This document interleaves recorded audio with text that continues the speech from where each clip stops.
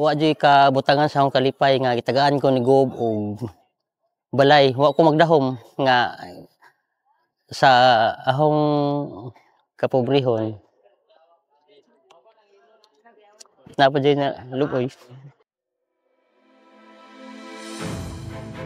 Una, magpasalamat ko sa mga tao naghimong instrumento nami duyog uban sa atong programa advokasya sa balay sa paglaom, inubanan ang atong kapulisan na mo'y mikulab nato niini ang ilahapong advokasya, lab, libreng, alagad ug balay.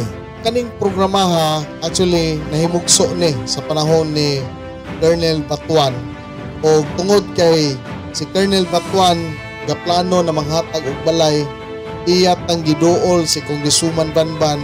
After that, sa pag-turnover naming attender ta, nakita nako na ang kalipay sa beneficiary, ang kalipay sa mga tao na nakadawat sa maong programa, ako yung kausaban.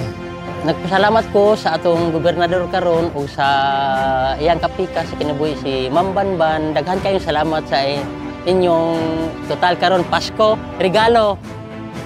Gob, Ma'am Banban, salamat sa imuhang pinaskuhan nga balay.